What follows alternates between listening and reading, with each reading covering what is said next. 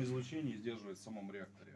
А второй контур — это берется забортная вода, и она нужна для снятия тепла с установки, она нагревается, и снимается тепло с пара, который вот вращал турбины. Дальше идет слой железобетона серого цвета на макете, а сверху еще специальная биологическая защита. Ну, само топливо в реакторах находится такие вот серенькие полоски. Опять же, кто глазами еще не нашел, это висит макет, разумеется, оригинальных размеров. Ну, все его урановым стержнем называют, а правильно звучит иначе. Он звучит как тепловыделяющая сборка.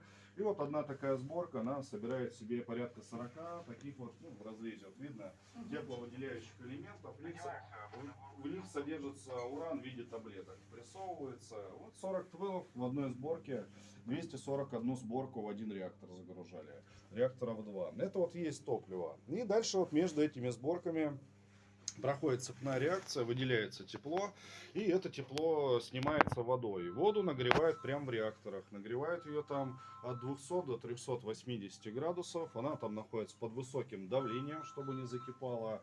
Из этого контура воды перегретого пар не получает. Его используют как теплоноситель.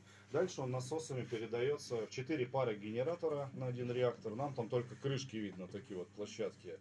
И вот в парогенераторах проходит второй контур воды, получает тепло от первого, и с второго контура уже получает безопасный пар. Вот для этого и реакторы водо-водяного типа. Первый контур, который снимает тепло, он радиоактивный, а пар уже не радиоактивный получает. Он вращает турбины, а пар конденсируется снова в воду, возвращаясь в парогенераторы снова нагреваться. Эти оба контура воды, они полностью замкнуты, герметично там циркулируют. Ну а вода не забортная, там двойной очистки, без каких-либо примесей, дистиллированный дистиллат используют.